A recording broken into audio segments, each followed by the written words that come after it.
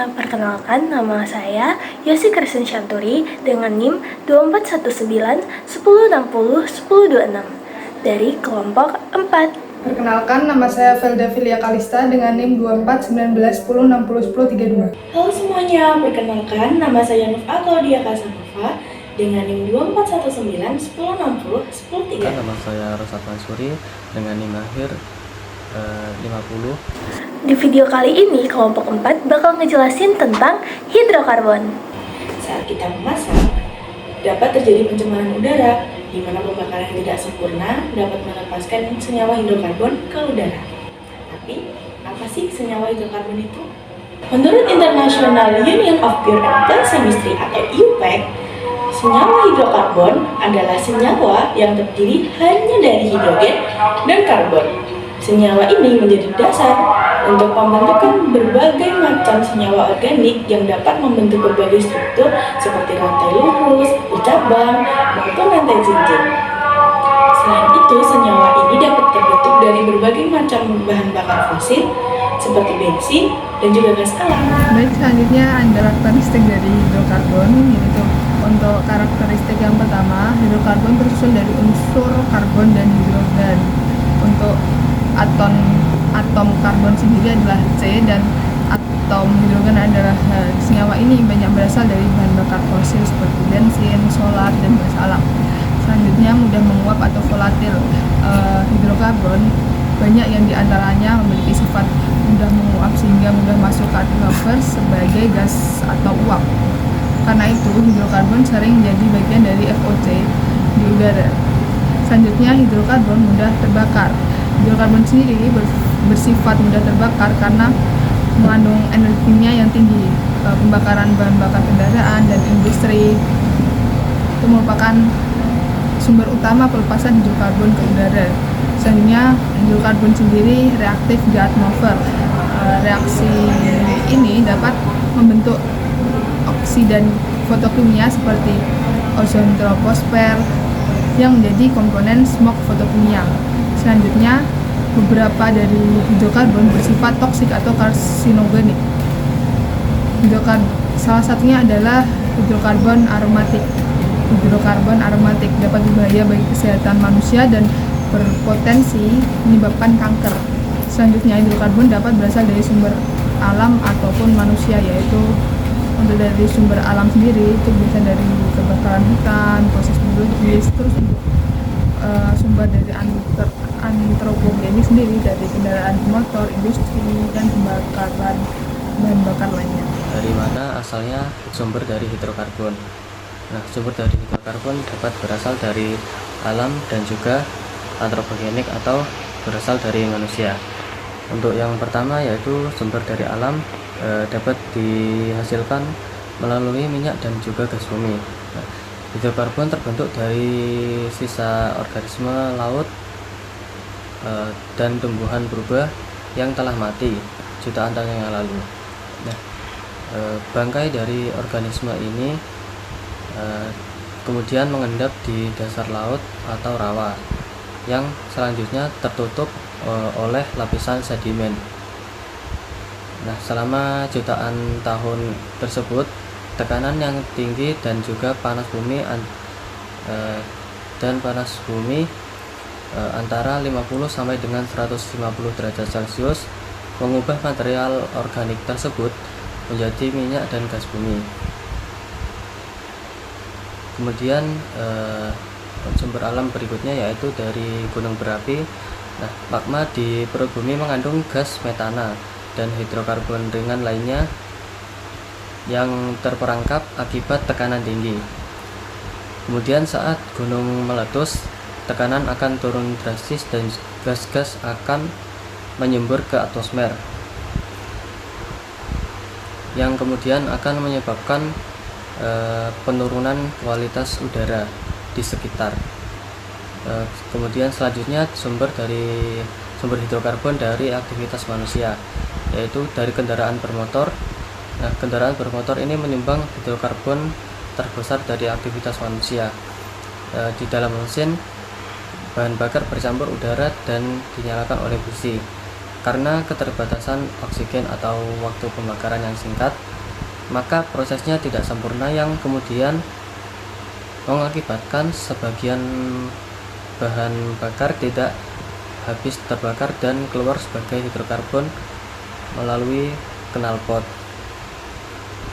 Kemudian selanjutnya dari pertanian dan peternakan. Nah, sawah yang digenangi oleh air ini menciptakan lingkungan tanpa oksigen, yang dimana bakteri metanogen mengurai sisa tanaman dan kemudian membusuk, lalu menghasilkan gas metana yang naik sebagai gelembung ke atmosfer. Sementara itu hewan ternak seperti sapi menghasilkan metana dari proses fermentasi pakan di dalam perut mereka. Kemudian gas ini keluar melalui sendawa dan juga kotoran hewan. Umumnya seekor sapi bisa menghasilkan 200 hingga 500 liter metana setiap harinya. Kemudian dari tempat pembuangan sampah atau TPA, tempat pembuangan akhir, sampah organik yang menumpuk di TPA itu kan tertimbun oleh material-material lain, kemudian menciptakan lingkungan tanpa oksigen. Nah, selanjutnya bakteri anaerob yang terdapat di sana mengurai sampah tersebut dan menghasilkan gas metana yang dikenal sebagai landfill gas. Selanjutnya yang sumber selanjutnya yaitu pertambangan. Nah, di dalam lapisan bumi ini terdapat gas metana yang terperangkap. Saat aktivitas pertambangan batu bara dilakukan, minyak atau gas bumi, maka lapisan tersebut terbuka dan gas metana terlepas ke atmosfer. Reaksi pembentukan hidrokarbon adalah proses reaksi kimia yang menghasilkan senyawa hidrokarbon, yaitu senyawa yang tersusun dari unsur karbon dan hidrogen.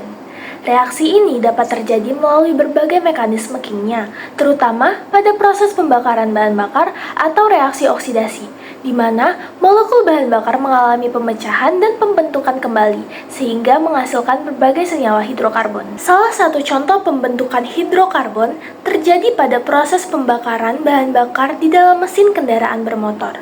Pada mesin kendaraan, bahan bakar yang mengandung senyawa hidrokarbon terlebih dahulu dicampur dengan udara sebelum masuk ke ruang bakar.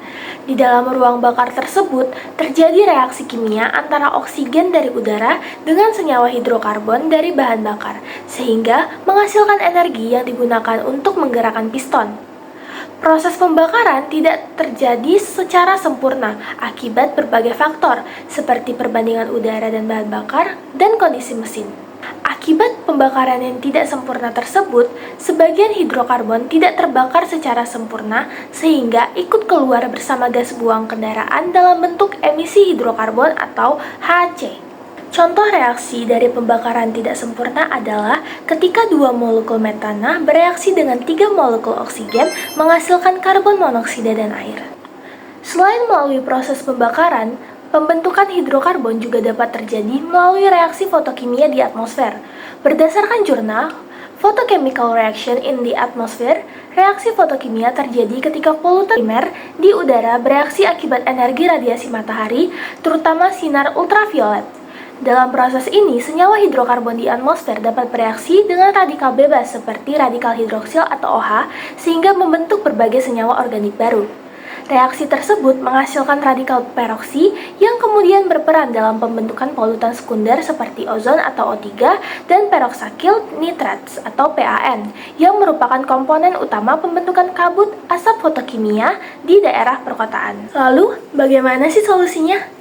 Solusi untuk mengurangi pencemaran lingkungan akibat hidrokarbon dapat dilakukan melalui beberapa upaya seperti: pertama, mengurangi emisi kendaraan bermotor.